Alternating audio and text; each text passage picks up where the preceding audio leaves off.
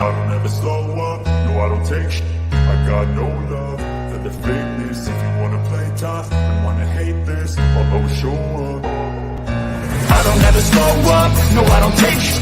I got no love for the fakeness. If you wanna play tough and wanna hate this, I'll always show up and make a statement. I don't ever slow up, no I don't take sh**. I got no love for the fakeness. It's the one, the only Joey Nuggs, and we're live. Once again, you're tuned into the Joey Nuggs Show, and I guess that makes me the host, Joey Nuggs. On today's episode, I brought it this time for you. If you're not impressed with this guest today, then I don't know what to do with you, because I can't do anything with you, and that's reality. Bringing that to the show today, I have the one, the only pro wrestling superstar, the unpredictable one. I am pro wrestling, Mr. Damien Wayne. Ladies and gentlemen, I want to thank Damien Wayne to the studio, and I want to thank you, sir, for taking time out of your busy day to do an interview with me, sir. I appreciate you, man. I appreciate you having me, and it's been a while, man. It's been quite a while, brother. How you doing? How we doing? Everything's good in my end. Yeah, everything's good here, man. I can't complain at all, and you know, if I did, I'd probably get laughed at. So Damien, let's get this started. For people that don't know about Damien Wayne, how did you get started in the world of professional wrestling? Well, definitely something I've always wanted to do all my life since I was like 7 years old when I first saw it, and of course, back in the 80s when I was a young teenager and kid growing up and stuff like that, there weren't no smaller guys in wrestling. So I took the chance and reached out to Luthez, who had a wrestling school in Virginia Beach, which was like 20 minutes from me and Virginia. Wow. And he told me, I was on my graduation day in 1989, and he told me I had to weigh at least 200 pounds to get to school. So when I hung up, I said, that ain't happening. I couldn't break 189 back then. So the moment of me being a wrestler at that point, I was like, yeah, it's never happened. I never expected it to happen. I got married at 25, had my kid at 25. And ripe old age of 30, man, I stumbled across they were Virginia Championship Wrestling, and reached out to them. I was 30 years old, 166 pounds. So being a wrestler was still the last thing on my mind, but I wanted to get the business, even if it was a referee, ring crew, I don't care what it was. I reached out, and I ended up being a part of their first class, and the next closest guy to me age-wise at that time was like 22, so I was 8 years older than at least everybody in there, or older. And I was the only one to make it out of that first 27, 28 people. Wow. Now a couple of weeks later, we had like Chris Escobar and Shane Falco and all these, you know, the other guys that ended up graduating with me. They came, you know, a couple of weeks later, but out of that first initial batch of guys, my old ass was the only one to make it. That's fun. That's phenomenal. That by itself right there is inspiration. I like to talk about inspirational things on the show. Most people at that point would be going towards the end of their career, and you were just getting started with yours, and I think that's awesome all in itself. Yeah, I tell guys a lot of times, don't give up on your dream. I mean, like I said, I almost gave up on it, you know, when at 18, 20, 22 years old. And luckily I didn't give up on it. Thank God. Now, you've got a chance in pro wrestling to travel, and you've held multiple titles. Now, I know that I can truly say that you were one of the last champions when NWA was still, I considered, a territorial system, and you were what? 3-time holder of the NWA National Heavyweight Championship, former holder of the NWA North American Heavyweight Championship.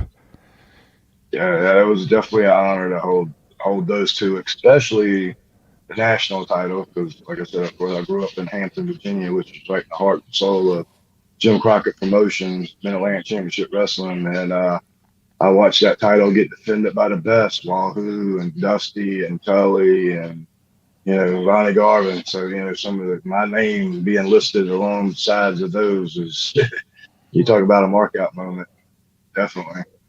So who did you beat the first time to win the national title? The first time the title was vacant, and me versus Chance Prophet versus Lance Erickson in Nashville, North Carolina, and I ended up winning it then. Um, my second one, I defeated Bordell Walker Wow. in Millersville, Tennessee, and then my third one was I defeated the Golden Boy Greg Anthony. Wow.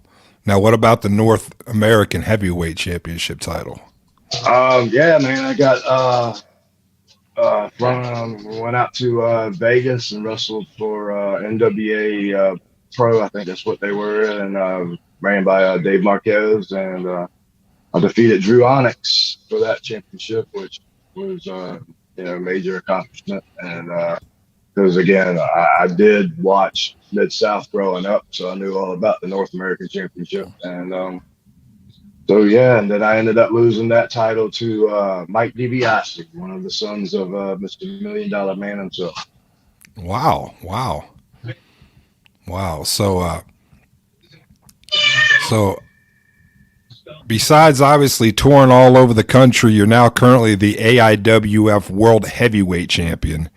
And we know that. You're also, I saw this week that you're the RWA Heavyweight Champion as well. Is that right? Yeah, Revolutionary Wrestling Authority ran out of High Point, North Carolina. Yes. No, they're for independent wrestling company. They are a great wrestling company. I've seen a lot of great things on them. Yeah. Julian Strauss runs a really good show, real good talent, top notch from match one to the main event. I really enjoyed it. Okay, now the AIWF, you travel all over the country with that. You lost it once, and now you just recently got it back again. Is that correct? Yeah. I'm on my third reign. I lost it to Chris Michaels. What was the date? Don't get me a line. It was just not long ago. But, Yeah, it was recently, like last month. Yeah. Yes. Yeah, lost it on a Saturday and regained it the following Saturday once I got my very first shot back at it. Don't get better than that, brother. Nah, buddy, it ain't gonna leave home for long.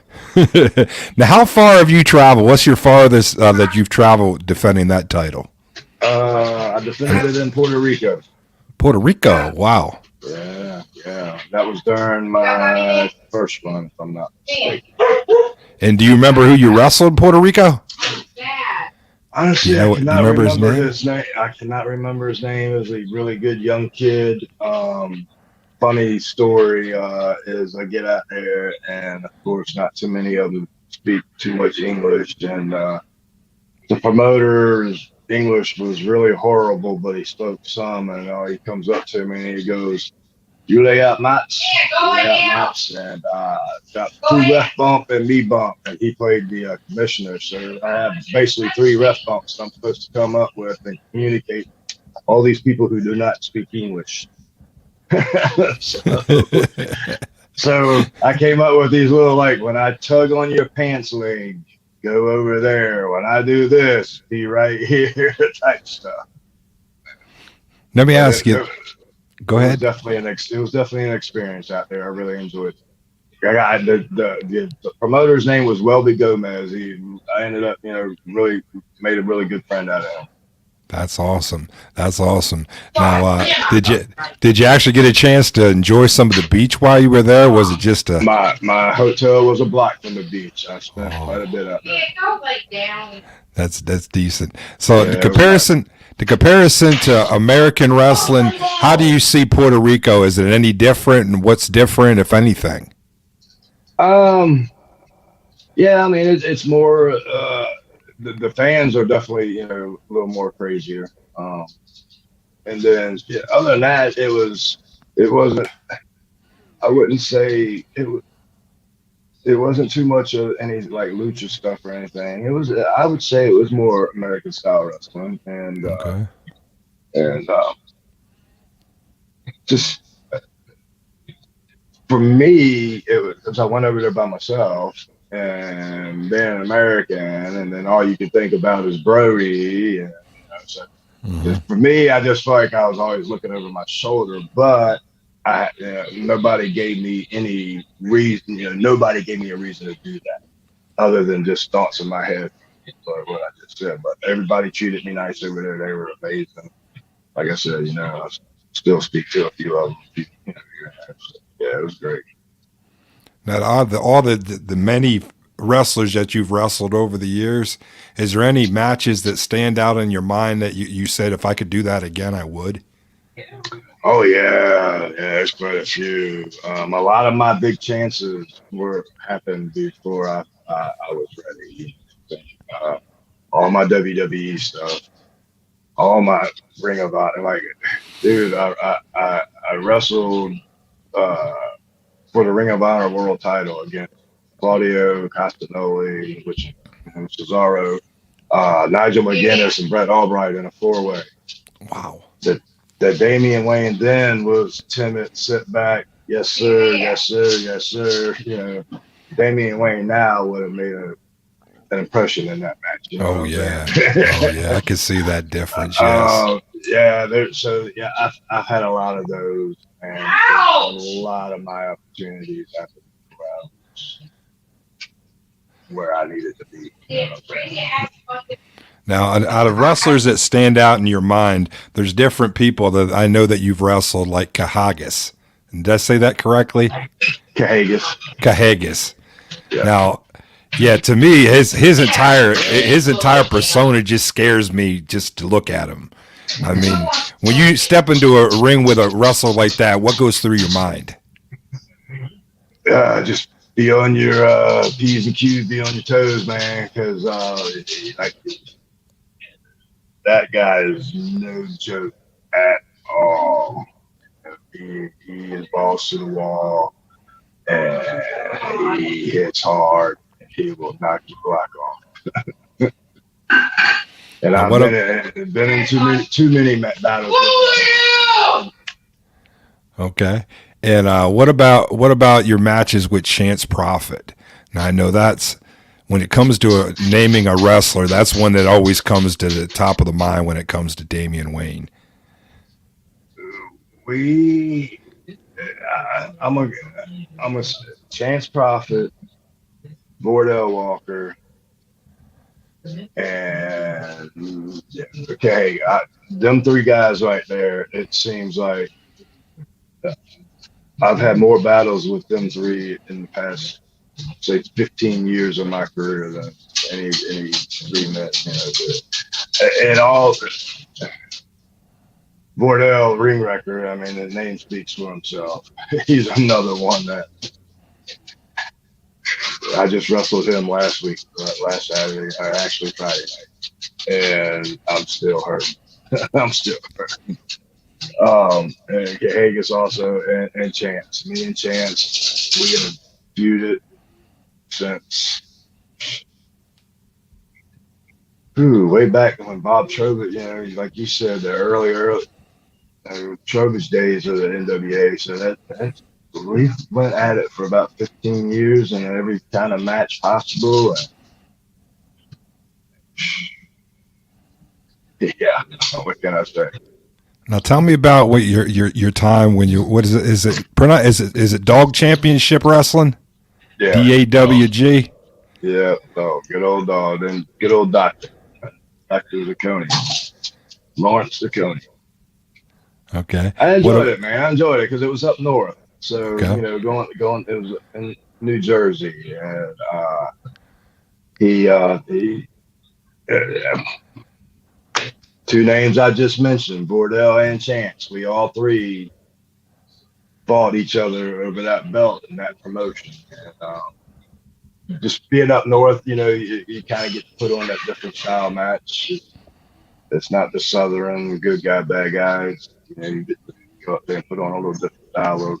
Crowd's a little different. Then he gave me the opportunity to wrestle quite a few top-notch talent, man. So he's back up the running again. I know he reached out to me. I I want to say we got a date coming up for my return there next year, sometime next year. Awesome, which is coming right up around the corner because we're Yeah, now in October. So you yeah, say no next doubt. year, it's not like next year, it's a couple That's months away. that's right around the corner. Yeah, That's awesome. So your booking sheet's already filling up for next year and it isn't even here yet. That's a yeah, blessing all in itself. Now tell me about your time when you were at Gouge. oh, I loved it there. Yeah, and yeah, Count Grog. Count Grog. Count, you know old Count Grog. He goes back to the early days of the Hardy Boys and that crew, Shannon Moore, Shane Helms, all them guys. Um, he ran a little different promotion, but I brought the real life, the wrestling, the believable part to that promotion. I almost felt like Shane Douglas in ECW. You know, he was the pure pro wrestler surrounded by all the chaos. I felt like the pure pro wrestler surrounded by all the gimmicks and stuff like that. But I really enjoyed, I battled Gordell there quite a bit, and then every single kind of match possible there over the Gals North Carolina title. But yeah, man, I actually got to go back. It was sometime in the summer. I got to go and do a show for him, and see a bunch of them guys. Man, it was definitely good times. Now, obviously, you're known for your awesome wrestling by yourself as a single competitor, but you did at a time, I know you had a tag team partner, Lance Erickson. Now, you guys were NWA Midwest Tag Team Champions. Is that true? We were Midwest, we were the Mid Atlantic, we were the United States Tag Team Champions. We were, I think there was at one time we had 3 or 4 at once, but yeah, we held quite a few times. Now, comparing. Lords of Chaos. Yes, the Lords of Chaos. Now, comparison. Well, go ahead. My tag team stuff goes all the way back to when I first broke in. I broke into business with big time Mike Booth as the Old School Empire. Okay. And you'll know all this history right here. The Old School Empire came from Preston Quinn, which was me and Booth's one of our trainers, was with Caesar Augustus, good old Caesar. And that's where the Old School Empire came from. And me and Booth kind of took that as our tag team name. And me and Booth, about first 5 years of my career was tag team. Now, like here, you talk about Mid Atlantic. At one time, tag team wrestling dominated the Mid Atlantic area. What do you think happened that it changed so much, and that everyone now wants to be a single competitor and they don't want to be in a tag team? Yeah, that's right there. Everybody wants the limelight, and I understand it. Sometimes it's forced on you, but I think that's all it does. And to be honest, man, it's hard, kind of getting bookings as a tag team, unless you find those certain spots where they really like, tag team work, because, you got a promoter that looks like, oh, I got it. And, I've even heard old school guys talk this, but, it's like, hey, I can book one guy versus these 2 guys, that's, instead of paying for these 2, I can take that and get this top name or something like that. So I can see why some people don't want to do it. And then when you fall in my case, you can end up getting burned, and you're kind of putting your career in somebody else's hands. And then when they burn you, you're screwed. So I don't think I'll ever become part of a tag team again, but I love it. I love doing it. It's fun. Okay. Now, let me ask you this. I need to stop saying that's a bad habit I do. Let me ask you this. I'm just going to say, ask this. Growing up, I always watch I always read all the magazines, Pro Wrestling Illustrated, and I seen that you were ranked. How is it after growing up reading the magazine to see yourself ranked in the magazine? That is pretty cool. I mean, just even when I first arena reports, Yeah. just seeing my name in the arena reports, that was a mark out. You know, that was like, look, I had one wall, or actually two walls of my bedroom just covered of the posters that came out of PWI Next. You know what I'm saying? So yeah, that was pretty freaking cool. I mean, you know, I know what it is, but it's still pretty freaking. It is. It's awesome. I mean, you could say what you want. You were in Pro Wrestling Illustrated. By the way, he was ranked number 301 out of 500. And that's 500 of the best wrestlers, period. So that's bragging rights all in itself. Yeah, definitely. Yes, sir. Yes, sir.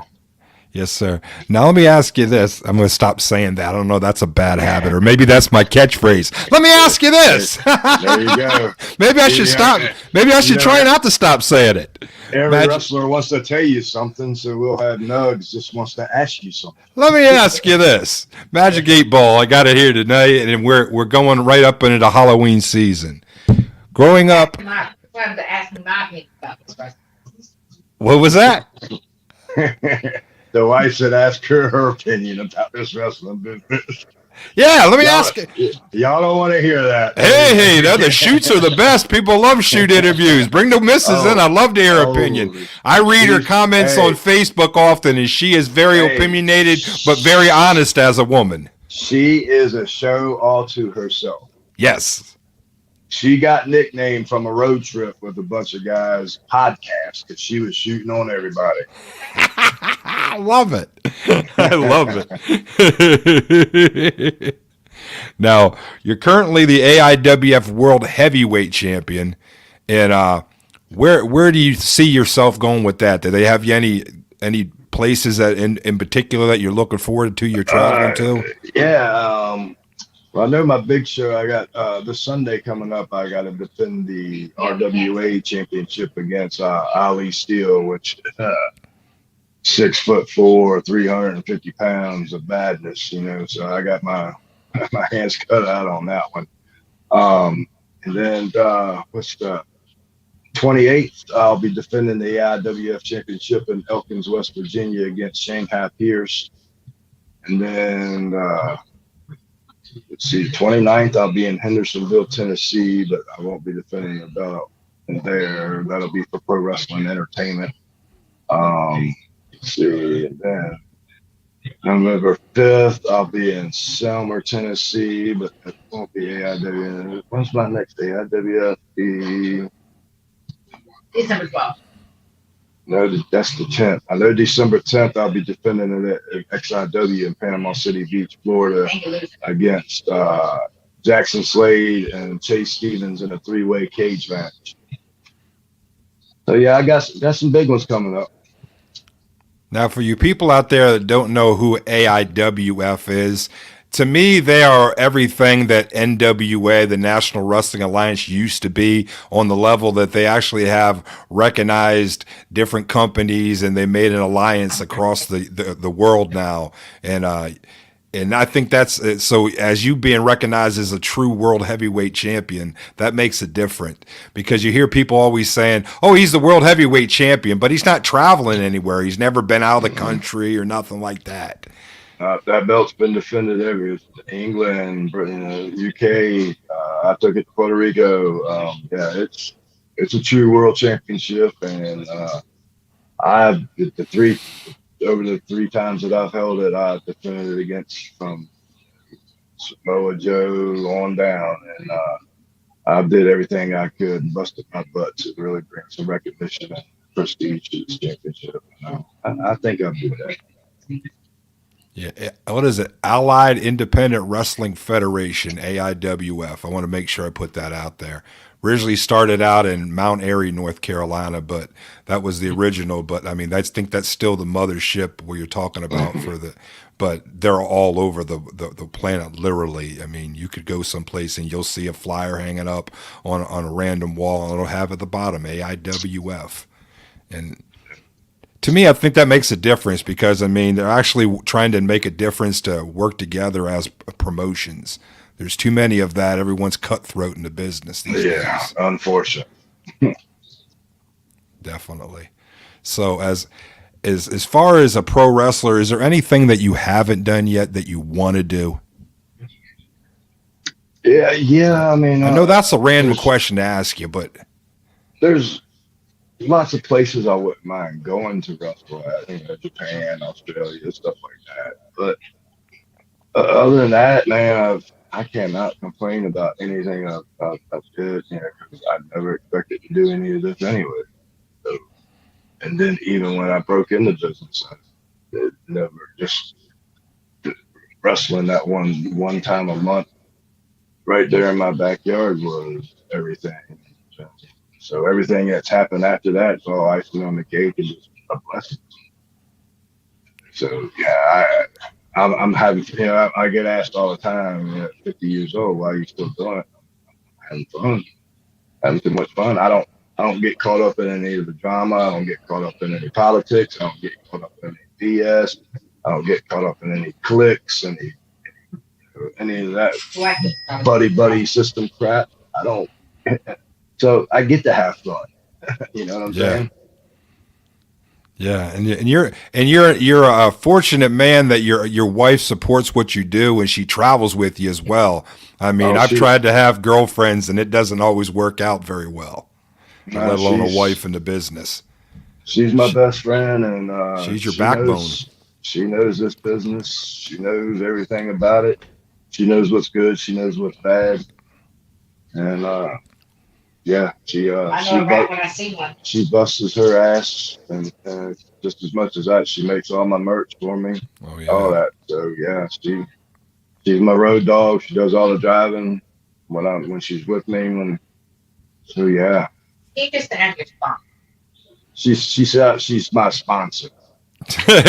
Yeah, much more. Amen. I love that. That answer was awesome. Now let me ask you this: the television show Heels. Are you allowed to talk about that, or is that something hush hush? No, I can talk about it. Yeah. All right, and I want to tell everybody that doesn't know about Heels how you got involved with it and what you do with it.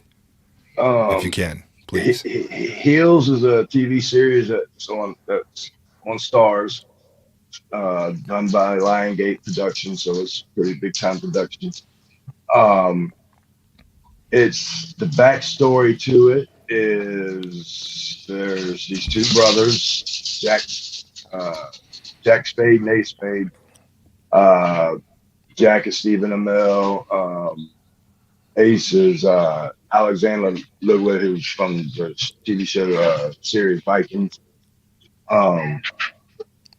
Their father started a little local promotion there in Duffy, Georgia, called Duffy Championship Wrestling, and he ended up committing suicide and whatnot. And they took over the family business. Basically, Jack runs it. Jack's the promoter.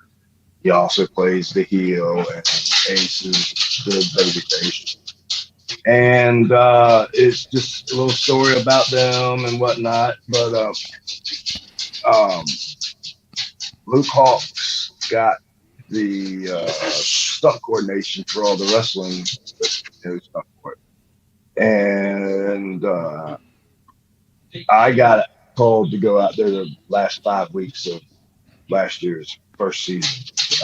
I want to say they had I did stunt double work for Wild Bill, one of the characters who is the veteran who was really good friends with the father and was the only one who left and went to the big leagues and did this and did that and did, everything like that. And now he's Ric Flair. Yeah. he lived the lifestyle, and it came back and bit him in his ass, and now he's coming back home and whatnot. So, and then I got to do well before I go into that, but I think they had Stevie Richards doing his stunt double work in the beginning, and I guess I don't know if it had something to do with his hair, or they were having a hard time with his hair to get it to look like Wild Bill's. So they wanted somebody bald, and that's when Luke reached out to me. So I got to go out there the last 5 weeks and stunt double work for him. And then while I was out there, they needed somebody to do the stunt double work for Gully, who is the promoter for the Evil promotion, Florida Dystopia Wrestling, and I fit the bill for that, so I got to end up doing stunt double work for him also. So yeah, that was definitely a blessing. It was definitely an experience. Pretty wild stuff just to see how it's all done, and it was even neater, cooler to sit back and once it came out, sit back and watch, be like, man, I watched how they filmed all that, and just look at it now, the finished product. That was pretty cool. And then I got to go back out there this year and do it for the same two characters, Wild Bill and Gully, and then also got to play a background wrestler, one of Gully's background wrestlers. So this ugly mug will be on the TV screen.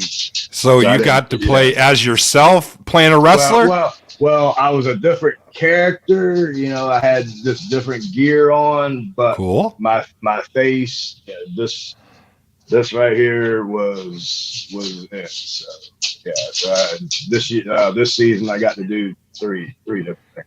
Did that character actually have a name, or were you just a wrestler? He was the eyeball guy.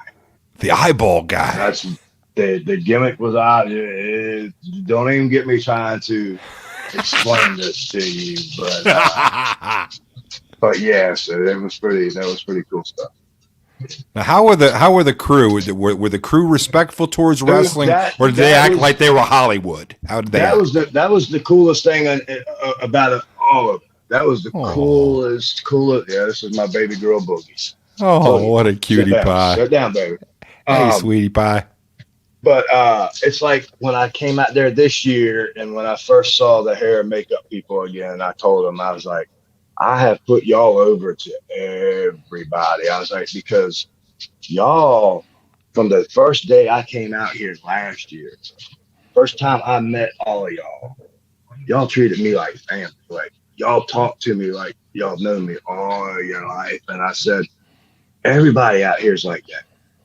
Everybody. So that even made it cooler and made it even, that much nicer. Is that, I mean, from the producers, the directors, cameramen, and just typical staff people, everybody was really cool, down to earth, no egos, nothing. Gotcha. Was there anybody on staff that you could relate to? Sort of, you looked at and say, that's kind of my character, or maybe he could become a wrestler down the road?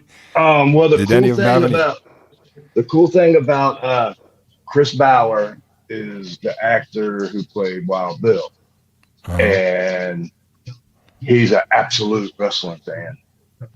He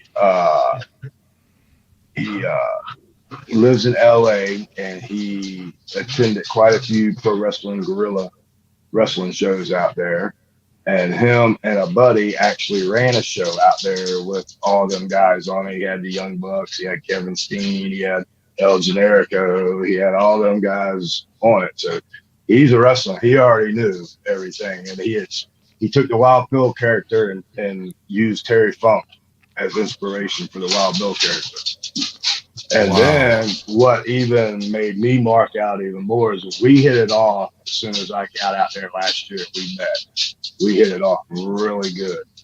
And he actually went back one night and watched a bunch of my shit.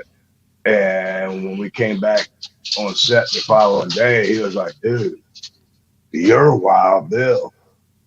And I was like, from getting the feeling of what the character is and seeing how you're acting the character out, I was like, I could see my character in the ring as well. That's how Wild Bill would wrestle, is the way I wrestle in the ring. And he's like, dude, it's right there. You're a Wild Bill. And then it was pretty wild because this year, it was like 2 weeks before going out there this year, I was in a show in Mississippi and Caleb Conley was on it. And Caleb Conley did some extra work out there on the thing too. And somebody was asking me something about it in the locker room, and Caleb spoke up and was like, yeah, that's Wild Bill playing Damien Wayne. That's not Damien Wayne playing Wild Bill. That's Wild Bill playing Damien Wayne. Right. Like, that's what they all say. So, yeah, that was that. So, yeah, they were all great at it. All of them. So tell me, did you get a chance to keep the suit?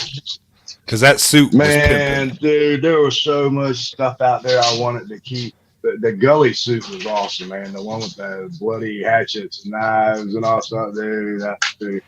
Ah, man, Gully had the coolest stuff, man. He had these nice, fat ass Harley boots, a real nice Affliction leather jacket. Oh, I was like, man, why can't I keep it? Why couldn't they let you keep it? It was your size. Yeah, man. Dude, no doubt. Yeah, definitely. I think that's awesome. That's awesome. So that was good to hear that the crew was actually respectful and that they just didn't look at you. Well, back to that point there. Yeah. Okay. Dude, the actors, they listened to what we had to say, and they tried everything the way we tried to tell them. And they were. I was like, why can't guys that actually want to be wrestlers pick up or act the way y'all are acting? Y'all are like in here busting you, listening. We could, they're not off. When you're talking to them, they won't like zoning off and like that. They were sitting there genuinely listening to what you had to say, and then actually tried or did what you, hey, do it like this. So yeah, dude, they were totally awesome about all that. Yeah, they totally respectful to the wrestlers. What do you think? Wrestlers just got too big of an ego to actually pay attention, to listen and learn, or what is it? I mean, yeah, I think so. I really do. I think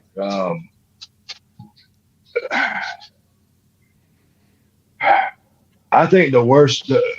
I broke it down to what I think today's problem, the guys getting in today, is me and you. We got to see like house shows, and we got to see spot shows, and we got to see this type of stuff. Guys today, all they know is Nitro, Raw, SmackDown, Dynamite. They don't know what the hell a house show is. They don't know what a spot show is. They don't know any. So all they know is TV wrestling. So when you go to an indie show, which you got your ones here and there that do film TV or say they do TV, but most of the time it's not. It's just a show. Mm-hmm. You can't do TV wrestling on a regular indie show. It's different. So these guys don't know how to even mix the two, because you can mix the two. You can do some TV show stuff on a house show type match, but most of them don't know. And all they know is TV. All they know is hit a fancy move and get up and pose to the camera. You don't do that at house shows. You don't do that at a spot show because there ain't no camera to get up and pose to. So, I think that's the problem with them now, is all guys today know is TV matches. Yeah, and they're not even on TV. I was just, it's like they pose after that. There's no pin attempts. They're too busy posing. They got, and dude, I swear to God, they sit around and think about what kind of poses they can do more than how can I sell better? How can I do this move better? No, I want to pose. How can I pose? Man, come on. I swear to God, I don't think even even TV matches that I know are TV, I don't think I've ever posed to you. No. Ever. I don't think I've ever did it. Do you think it's that they weren't properly taught in the schools, or the schools just don't know how to do it? Because there's no ring psychology. It's all pounding and punching and stomping. I don't see ring psychology, no chain wrestling. Because all they know is TV wrestling. Do you have time to do serious, legit chain wrestling in a 6-minute TV match? No. So that's all they know. And the ones that go to legit places and get trained, like Alex Pacho's Wrestling 2.0 in Florida, and Gangrel in Florida with CCW, and Houston Carson out in Texas. There's places that when you see a guy come out of those type places, you can see that they can work. Yeah. And they're not working. They know how to mix the two, put it that way. Because you don't have to strictly be a old school house show wrestler. You definitely don't want to be strictly TV, especially when you're not on TV. But mix the two. You definitely need to know the both, because if you do get your shot on TV, you want to know how to do it. But you got to mix the two. You got to mix the two. You can't be one-dimensional at anything in this business. There's nothing in this business that you want to be one-dimensional at. Definitely. So I hear so many wrestlers, especially the old school wrestlers, and they walk around with sour grapes talking about how it was back in their days. And what do you think is wrong with that mind state of comparison to today? Because I'm all for like what they say of wrestling evolving, but there's still the basics. And I'm not just talking about moves in the ring. There's still the basic philosophy, or whatever you want to say, that professional wrestling is supposed to be, to what today's sports entertainment. It can easily be put together. We don't need to be strictly old school, and we don't strictly need to be new school. It's easy to combine the two. It's not hard. That again is not being one dimensional. Sasha, not being one dimensional. So that's another thing with guys coming up today, is they're so blinders on getting noticed and getting on TV that they don't allow themselves to not be one dimensional. There's so many guys that I see today that are tremendous athletes and talents in the ring and can do some really crazy stuff. But if you was to sit there and say, all right, I want you to wrestle this guy right here who's 5'7", 150 pounds, wrestle him for 15 minutes and do your match, and then in 2 hours, I want you to come back and wrestle this guy who's 6'4", 400 pounds. Are you gonna be able to do that and make both of them believable, and both of them, psychology wise, tell the right story? And not too many of them can do it, because they only know one way to wrestle, and they're going to wrestle that 150-pound guy the same way. They're going to try to wrestle the 400-pound guy the same way they wrestle the 150-pound guy. Put it that way. And you can't do that. Yeah. So that's another thing, since you brought it up. What do you think of, because of the wrestling today with the lack of psychology? They're not telling any kind of story when you're watching it. They're not. And that goes to the I think it also goes down to just wanting to be noticed. And so that they're taking the psychology out so they can do all the coolest stuff, as much cool stuff they can in a match. And they feel like if they try to put psychology and tell a story in it, that they're going to have to take out some of that cool stuff to do. You know what I'm saying? You know, most of them rather do that 450 splash than do a fish hook to the eye and get heat as a heel. You know what I'm saying? So I think they're just too many.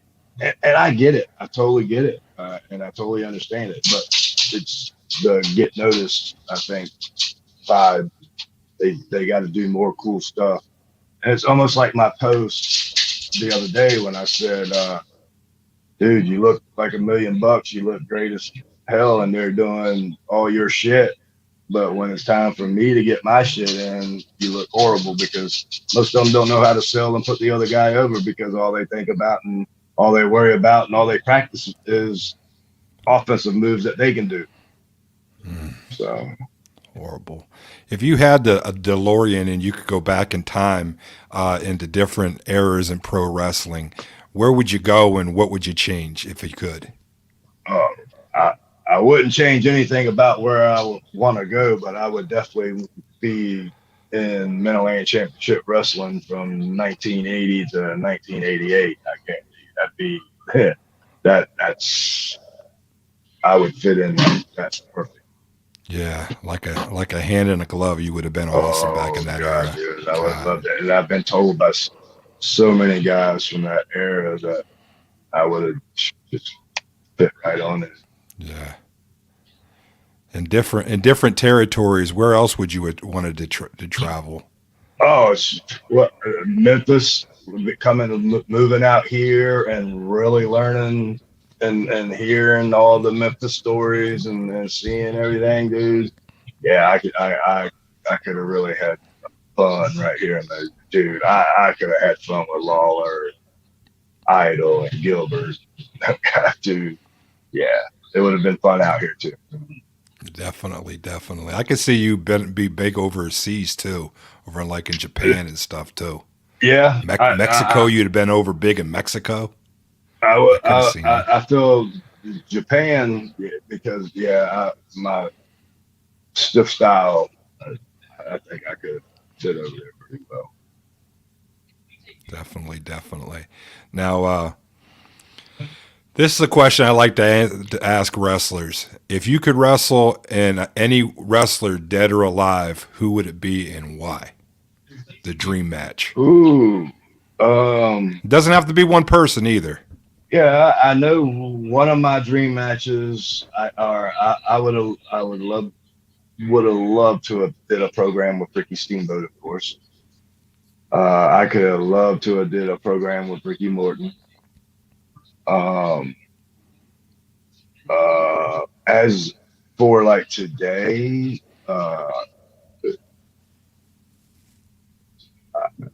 today I feel Randy Orton's the best in the business, so I would love to do a program with Randy Orton. Um, uh, as for somebody today, dream match wise, that I've never been in the ring with and want to wrestle, it's Jay Lethal. But yeah,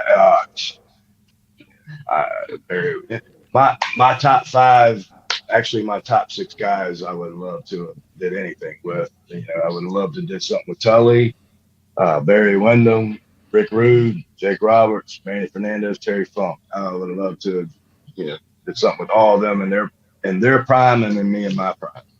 Yeah, I could see that. That would have been so awesome. Different wrestlers that I've worked with, when it comes to people I look at and think the dream match, I always thought you and Timber would be a dream match. Did it ever happen? We went one time, and as soon as we went in the bleachers, he tweaked his back. Oh. And the rest of the match just kind of went down downhill from there. But dude, we just never got that. We could have tore it up. Oh, We you're could have tore it up. oh yeah, We, you're too we good. had quite a few. We had quite a few tags and six mans there in crew, and crew was real hot. Uh-huh. But I don't think we ever had a singles in crew. And I think that singles match that me and him had was for Bud Bud Lane, Abby Lane's old rage gimmick that he was Okay. had out there. Yeah. Now, I'm the type of person I don't like to sit there and keep trying to come up with questions. I'm gonna ask you this, and then I'm gonna end it. Uh, if there's anything in the world of professional wrestling that you could change, what would you do to change it, and what do you think needs to change for the future of pro wrestling to be worth anything? Uh, I would have did anything.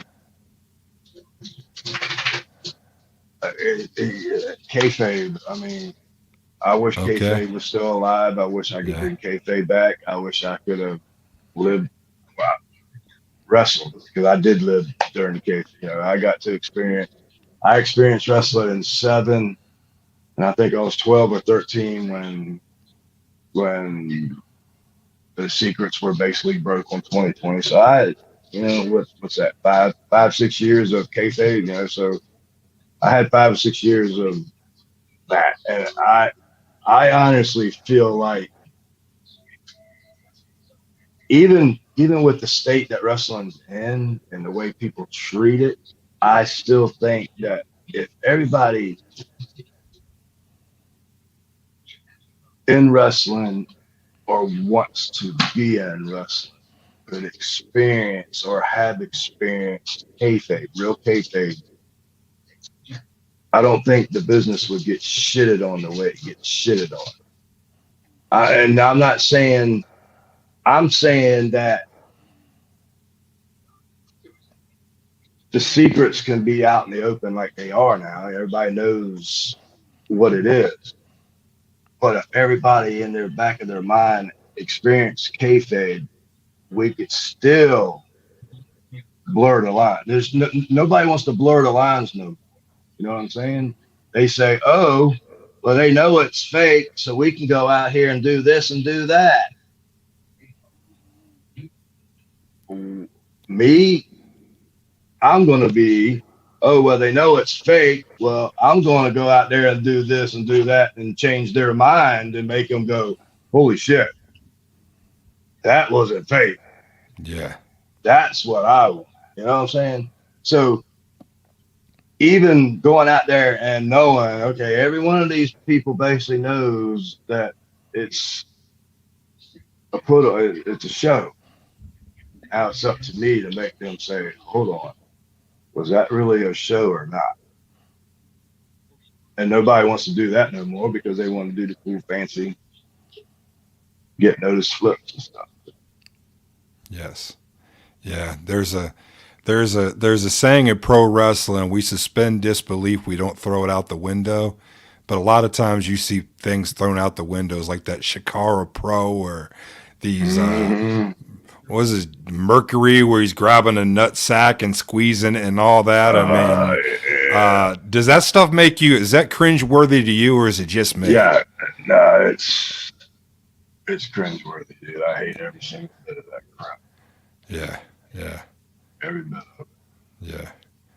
Well, brother, I appreciate the time that you've taken today at talking to me. If anyone ever wants to contact Damien Wayne, I've had all his information streaming across the bottom, so I'm not going to sit there and have you repeat all your social media. Man, I appreciate your time you took for me. Do you want to leave the fans with anything, any kind of message or anything to professional wrestlers that are up and coming? Man, just for any up and comers, like I said earlier, man, don't be one dimensional. Try to how to do it all. Be able to do it all. Be what we used to call as a mechanic or a carpenter. Be the guy that promoter can walk in and be like, man, I need somebody to work so and so. Hey, be that guy. Be the guy that can do anything that's needed. The utility player. And I mean, you're part of the business, but people in your spot doing podcasts and everything like that, I personally thank all y'all because it gives us a platform to get on and promote ourselves and talk about ourselves and stuff like that. So I definitely appreciate all you guys when doing that stuff. And just have fun, man. Wrestling's too daggone fun to be caught up in the BS and letting it eat you up and stressing too much, man. If it's going to happen, it's going to happen. Just have fun doing it. You know what I'm saying? Yes, sir. I appreciate that. And with that note, I want to thank you. God bless you for your time. Welcome. You came to the man cave. You were candid and you told the truth. And that's what we call the set here. It's the man cave. And I got that. Oh, yeah. So you got to have a place where a man could be a man, and everything that happens in the man cave stays in the man cave, except for the part that goes out over the World Wide Web. It's been the Joey Nuggs Show, and I appreciate you, Damien Wayne. God bless you, brother. Until we see each other next time, thank you for your time, brother. Later, buddy. Take care, guys. See you, doggy. I love that dog. That dog is awesome, brother. Rotten to the core.